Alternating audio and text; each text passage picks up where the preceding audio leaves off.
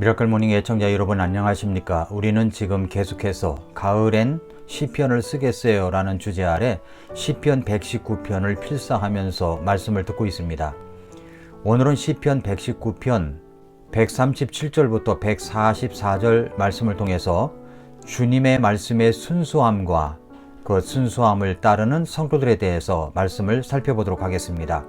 오늘 시편 119편 140절은 이렇게 말씀합니다. 주의 말씀은 심히 순수함으로 주의 종이 그것을 사랑하나이다 라고 말씀을 했습니다. 여기서 순수함으로 라는 이 단어는 히브리어로 체루파의 원형인 차라프로서, 이 뜻은 용광로에서 금과 은을 정제하다 라는 뜻을 담고 있습니다. 이 단어는 1차적으로 하나님의 말씀에는 죄로 오염된 인간의 불순한 사상이 전혀 포함되어 있지 않다는 것이고, 그뿐만 아니라 한 걸음 더 나아가서 이 단어가 의미하는 것은 하나님의 말씀은 정결할 뿐 아니라 정결케 하는 것이다 라는 의미도 포함되어 있습니다. 즉 하나님의 말씀은 정결케 하는 것, 순수하게 하는 것이고, 그렇기 때문에 죄로 오염된 사람들의 마음을 깨끗하게 해준다는 의미가 들어 있습니다. 하나님의 말씀은 정말 순수합니다. 오늘 시편 기자는 심히 순수하다라고 이야기를 하고 있습니다. 그렇기 때문에 하나님의 말씀을 사랑한다고 고백하고 있습니다. 하나님의 말씀인 이 성경은 지금까지 역사적으로 볼 때 엄청난 핍박과 박해를 받아온 성경입니다. 거슬러 올라가서 저 로마 시대에만 해도 10대 박해가 있었습니다. 네로 황제를 시작으로 해서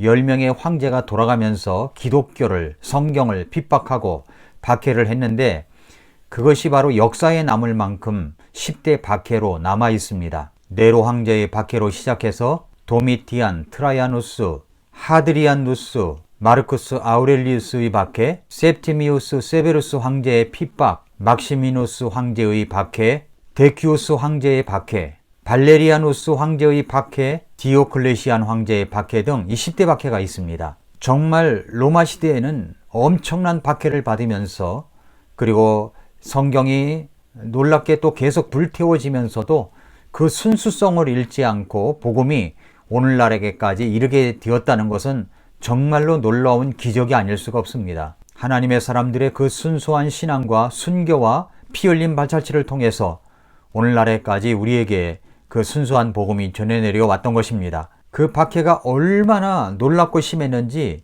네로 황제의 박해에서부터 시작된 그 박해는 이름말할 수가 없었습니다. 우선 다 소개할 수는 없고 네로 황제의 박해를 소개하자면 이렇습니다. AD 54년서부터 68년 사이에 일어난 박해입니다. 네로 황제의 박해입니다. 네로 황제는 처음에 황제로 올라왔을 때에는 가정교사를 잘 만나서 정말로 정치를 뭔가 하는 것 같았습니다. 그 가정교사가 세네카라고 하는 사람이었죠. 그런데 그 이후로 그는 헛된 꿈과 향락욕에 빠져가지고 그를 좋아하던 시인들과 예술가들의 미움을 사기 시작했습니다. 그는 그런 모든 것들이 두려워서 그 두려움을 감추고자 그의 친어머니와 자기 아내를 죽이기까지 했습니다. 그 친척들도 살해했습니다. 그리고 예수 믿는 그리스도인들이 더욱 확장하니까 그것이 두려워서 그들을 박멸하고자 하는 악한 계획을 세웠습니다. 그런데 64년 7월 18일에 로마의 대화재가 일어나서 3분의 2가 불에 타버리는 엄청난 대형 화재가 일어났었는데, 역사가들에 의하면 이 네로가 시흥을 돋구기 위해서 불을 질렀다고 하기도 합니다. 로마 시민들은 이것이 바로 네로 황제가 그렇게 했다는 것을 알고 들고 일어나기 시작했습니다. 네로 황제는 너무나 두려워서 그것을 유대교에서 나온 기독교인들이 그렇게 했다라고 해가지고 기독교인들을 잡아서 죽이고 박해하고 핍박하기 시작했던 것입니다. 기독교인들을 잡아다가 경기장에 풀어놓고 맹수의 밥이나 사자의 밥이 되게 하여 이리 찢기고 저리 찢겨서 죽이기까지 하고 십자가형에 처하기도 했습니다. 이런 박해가 얼마 동안 지속되다가 네로 황제는 로마 원로원과 심한 대립이 있게 되었고, 결국은 그는 도망가서 자결을 하고 말았습니다. 역사는 그때 바로 바울과 베드로가 순교를 했다고 이야기하고 있습니다.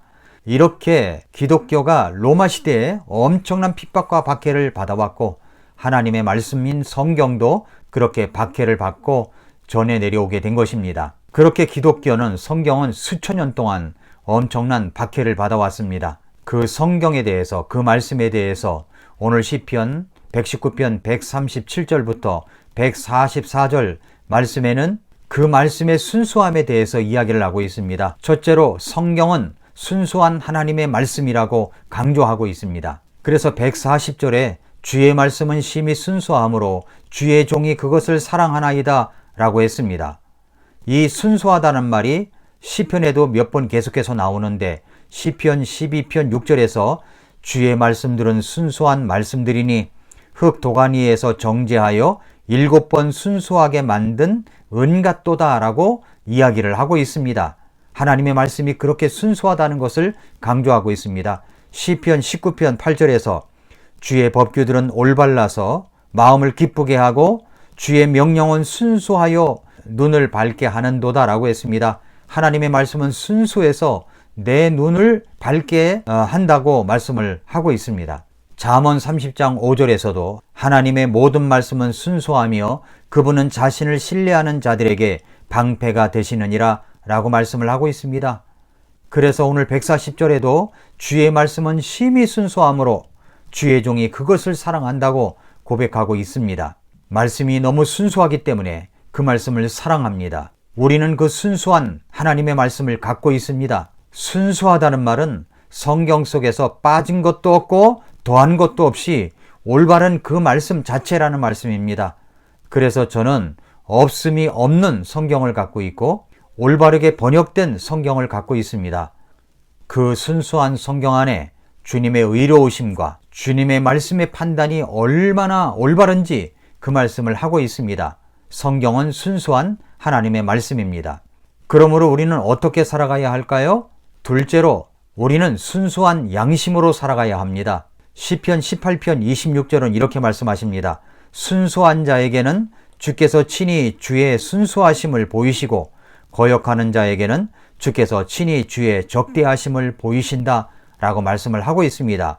순수한 자에게 주께서 순수함을 보이십니다. 또 시편 24편 3절 4절에 보면 누가 주의 산에 오르리요 누가 그분의 거룩한 곳에 서리요 깨끗한 손과 순수한 마음을 가진 자 곧 헛된 것을 향해 자기 혼을 들지 아니하고 속임수로 맹세하지 아니한 자로다 라고 말씀을 하고 있습니다.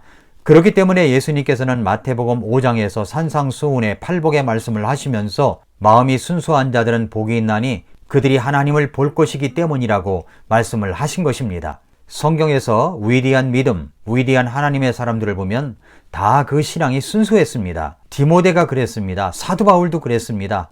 그래서 사도 바울이 디모데에게 보낸 서신 디모데 후서 1장 3절에 보면 내가 밤낮으로 기도하는 가운데 끊임없이 너를 기억하므로 내 선조들 때부터 내가 순수한 양심으로 섬기는 하나님께 감사를 드리고 라고 말씀을 했습니다. 순수한 마음으로 섬기는 하나님께 감사를 드린다고 했습니다. 디도서 1장 5절에 보면 순수한 자들에게는 모든 것이 순수하나 더럽혀지고 믿지 않는 자들에게는 아무것도 순수하지 아니하고 오히려 그들의 생각과 양심마저도 더럽혀져 있느니라 라고 말씀을 했습니다.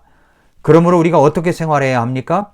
우리는 순수한 신앙을 가지고 있어야 합니다. 순수한 신앙으로 살아야 합니다.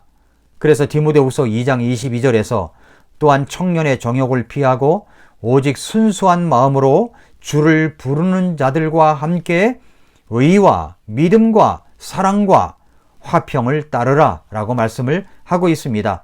순수한 하나님의 말씀을 따르는 자는 순수한 신앙을 가지고 있어야 됩니다.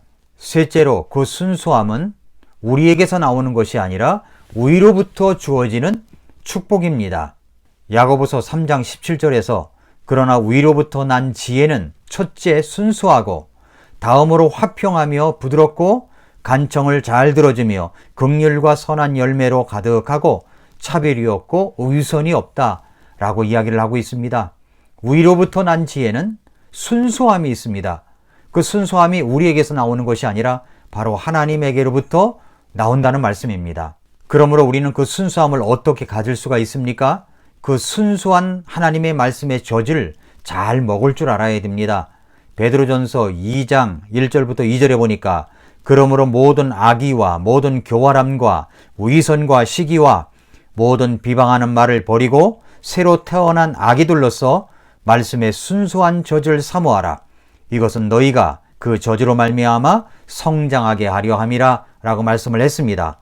사랑하는 애청자 여러분, 우리는 순수한 하나님의 말씀을 가지고 있습니다. 그렇기 때문에 그 하나님의 말씀을 날마다 먹는 자가 되어야 합니다. 저희 교회 2019년도 교회 표어가 순종의 미라클을 경험하는 해입니다. 그 말씀이 베드로전서 1장 22절을 근거로 이야기하고 있는데, 너희가 성령을 통해 진리에 순종함으로 너희 혼을 깨끗하게 하여 거짓 없이 형제들을 사랑하기에 이르렀으니 순수한 마음으로 뜨겁게 서로 사랑하라 라고 이야기를 하고 있습니다. 진리에 순종하면 우리의 혼이 깨끗하게 됩니다. 그리고 우리의 마음이 순수하게 됩니다. 그래서 거짓 없이 형제들을 사랑할 수가 있고 우리가 순수함으로 뜨겁게 서로 사랑할 수가 있게 되는 것입니다. 성경과 믿는 자에 대한 핍박은 지금도 여전합니다. 그 박해와 핍박과 죽음까지 내놓으면서 이 순수한 신앙을 가지고 있는 사람들이 바로 저는 북한이라고 생각합니다. 북한에 있는 그리스도인들이라고 생각합니다.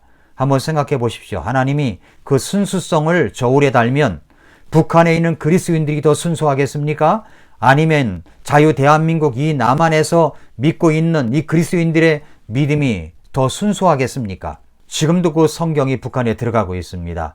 제가 듣기로는 영어 성경 킹제임스 성경을 번역을 해가지고 북한에 들어가 있다라고도 제가 북한 선교사님에게 들은 바가 있습니다.